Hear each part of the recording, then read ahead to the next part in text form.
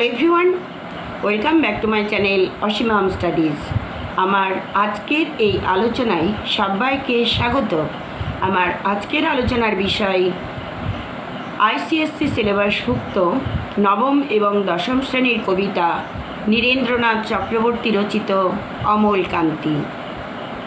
এই ভিডিওটি যদিও আগে দেওয়া আছে, তবে আমার এক ছাত্রবন্ধু অনুরোধ করেছেন, তাই আমি এটা দিতে বাধ্য হলাম আজকে আবার। নীরেন্দ্রনাথ চক্রবর্তীর জন্ম 1924 সালের 19 অক্টোবর বাংলাদেশের ফরিদপুর জেলার চান্দ্রা গ্রামে। পিতা জিতেন্দ্রনাথ চক্রবর্তী এবং মাতা প্রফুল্ল মালিনী দেবী। কর্মসূত্রে পিতা কলকাতাবাসী হওয়ার জন্য এই নীরেন্দ্রনাথ চক্রবর্তীকে বড় হতে হয় দাদু এবং ঠাম্মার কাছে বাংলাদেশের চান্দ্রা গ্রামে।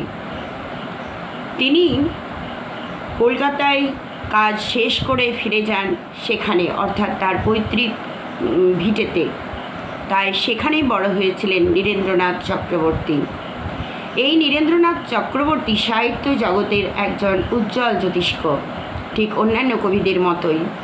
তিনি 1974 সালে একাডেমি পুরস্কার এবং 1978 সালে আনন্দ পুরস্কার লাভ করেন। এই নীরেন্দ্রনাথ চক্রবর্তীর অমলকান্তি কবিতাটি অন্ধকার বারান্দা নামক কাব্যগ্রন্থ থেকে গৃহীত হয়েছে। কবি নীরেন্দ্রনাথ চক্রবর্তী এই অমলকান্তি কবিতায় যেটা বলতে চেয়েছেন, অমলকান্তি কবির ছেলেবেলার বন্ধু। তাদের অন্যান্য বন্ধুদের মতো অমলকান্তিও একটি বন্ধু। তাদের অন্যান্য বন্ধুরা এবং অমলকান্তি সবাই স্কুলে আসতো। স্কুলে এসে অন্যান্যরা সবাই যে যার মতো পড়া তৈরি করলেও অমলকান্তি কিন্তু স্কুলে দেরি করে এলেও বা দেরি করে আসতো বলে শুধু নয়, সে কোনোদিনও পড়া তৈরি করে শিক্ষক মহাশয়কে দিতে পারতো না। এবং নীরেন্দ্রনাথ চক্রবর্তী এবং তার অন্যান্য বন্ধুদের ভারী কষ্ট হতো তার এই পড়া বলতে না পারার জন্য বা শিক্ষক মহাশয়ের কাছে কথা শোনার জন্য। অমলকান্তিকে শিক্ষক মহাশয় শব্দরূপ জিজ্ঞেস করলে জানলার দিকে তাকিয়ে থাকতো, সে এক মনে তাকিয়ে থাকতো। এটা দেখে কবির এবং তার বন্ধুদের কষ্ট হতো খুব। এই নীরেন্দ্রনাথ চক্রবর্তীর অন্যান্য বন্ধুদের এবং তাদের ইচ্ছে ছিল কেউ ডাক্তার, কেউ ইঞ্জিনিয়ার, কেউ প্রফেসর, কেউ মাস্টার বা কেউ উকিল হবে। কিন্তু এই অমলকান্তির ইচ্ছে ছিল একটাই, ক্ষান্ত বর্ষণ কাক ডাকা বিকেলের ক্লান্ত রোদ্দুর হয়ে জাম আর জামরুল গাছের আগায় লেগে থাকা এক ফোঁটা রোদ্দুর হয়ে বেঁচে থাকতে, যা কিনা অল্প একটু হাসির মতো লেগে থাকে। কিন্তু অন্যান্য বন্ধুদের অর্থাৎ নীরেন্দ্রনাথ চক্রবর্তী ও তার অন্যান্য বন্ধুদের ইচ্ছা পূরণ হলেও অমলকান্তির ইচ্ছা কিন্তু পূরণ হয়নি। তা তলিয়ে গেছে অন্ধকারের তলায়। তাদের বন্ধুরা কেউ ডাক্তার হয়েছে, কেউ প্রফেসর হয়েছে, কেউ ইঞ্জিনিয়ার হয়েছে, কেউ মাস্টার হয়েছে। কিন্তু তাদের মধ্যে যে কিনা ডাক্তার হতে চেয়েছিল সে যদি মাস্টার হতো তাতে কোনো অসুবিধে হতো না। যে মাস্টার হতে চেয়েছিল সে যদি প্রফেসর হতো তাতেও কোনো অসুবিধে ছিল না।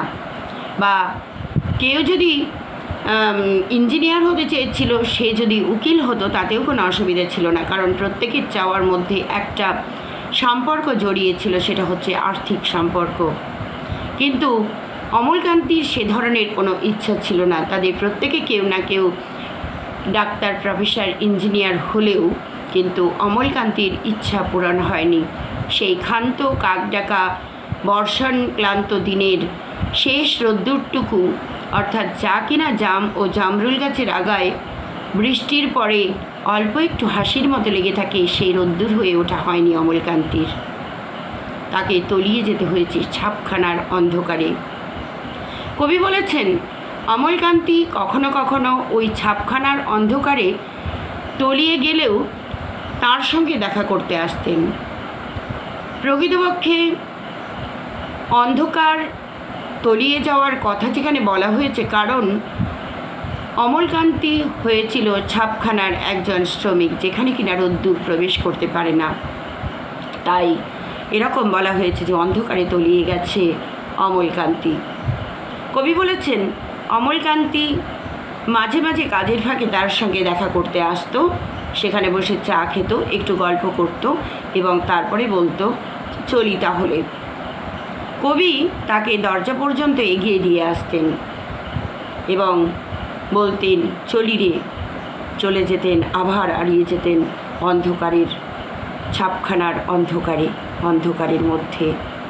সুতরাং এই যে একটা ট্র্যাজিক ব্যাপার, যার কিনা ক্ষান্ত বর্ষণ কাকডাকা বিকেলের লাজুক রোদ্দুর হয়ে জাম ও জামরুল গাছের ডগায় লেগে থাকা অল্প একটু হাসির মতো রোদ্দুর হয়ে থাকা অমলকান্তির হয়নি।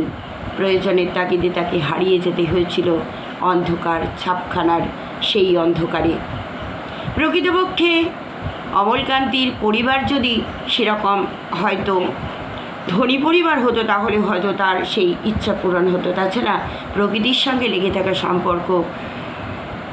সম্পর্ক তা আমাদের পক্ষে মোটেই সম্ভব নয়। কিন্তু অমলকান্তি ছিল প্রকৃতি প্রেমিক, তাই প্রকৃতির সঙ্গে জড়িয়ে জীবনটা কাটিয়ে দিতে চাইলেও তা হয়ে ওঠেনি। প্রয়োজনের তাগিদে তাকে হারিয়ে যেতে হয়েছিল অন্ধকার ছাপখানার অন্ধকার ঘরের মধ্যে। এখানেই কবির ট্র্যাজেডি।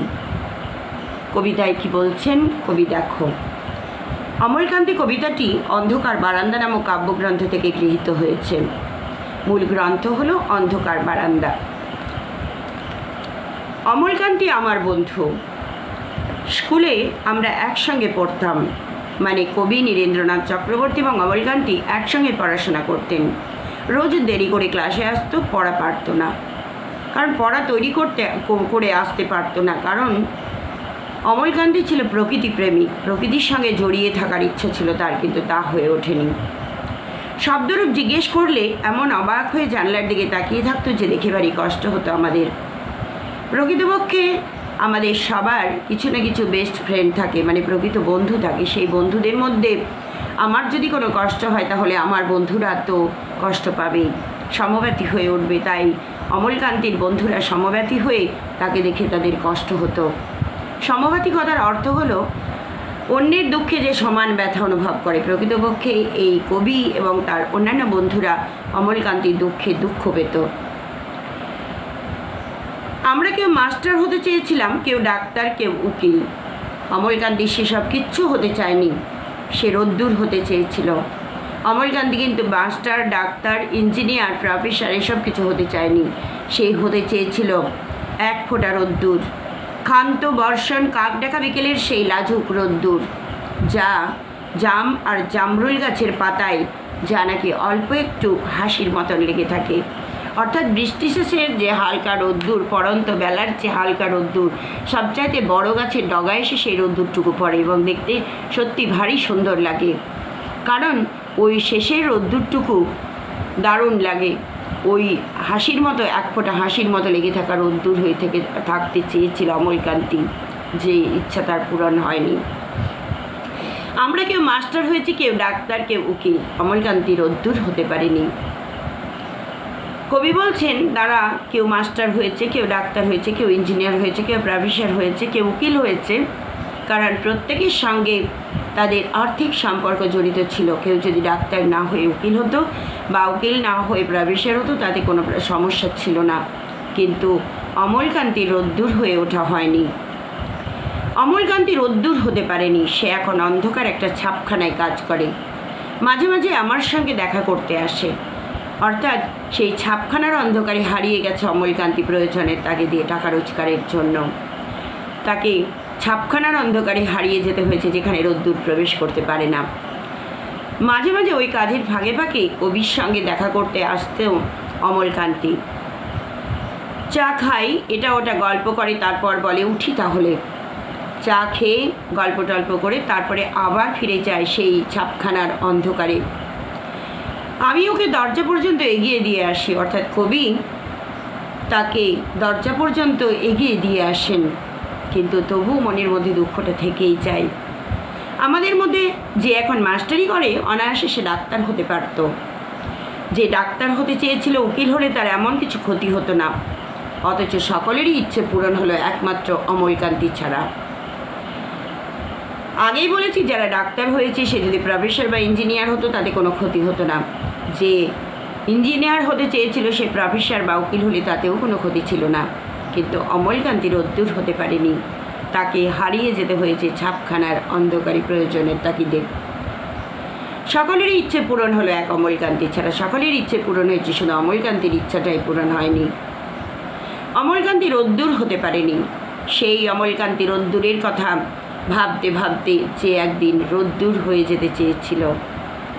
অর্থাৎ অমলকান্তি ছিল প্রকৃতি প্রেমিক, প্রকৃতির সঙ্গে জড়িয়ে বাঁচা ছিল তার ইচ্ছে, কিন্তু প্রকৃতির সঙ্গে জড়িয়ে বাস্তবে আমরা কেউ বাঁচতে পারি না, এটা অমলকান্তি বোঝেনি। সেই প্রকৃতি প্রেমিক হওয়ার কারণেই প্রকৃতিকে ভালোবেসে প্রকৃতির সঙ্গে মিশে জড়িয়ে থেকে জীবন কাটাতে চেয়েছিল অমলকান্তি, কবি নীরেন্দ্রনাথ চক্রবর্তীর বন্ধু, কিন্তু তা তার পক্ষে হয়ে ওঠেনি।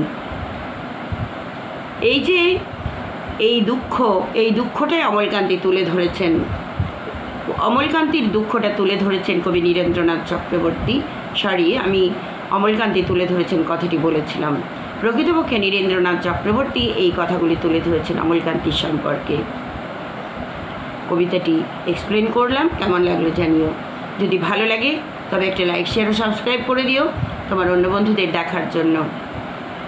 যারা অলরেডি সাবস্ক্রাইব করে রেখেছো তাদের জন্য অশেষ ধন্যবাদ রইল, ভালোবাসা রইল অফুরন্ত। পরে আবার অন্য কোনো ভিডিও নিয়ে আসছি, ততক্ষণ পর্যন্ত ভালো থেকো সবাই।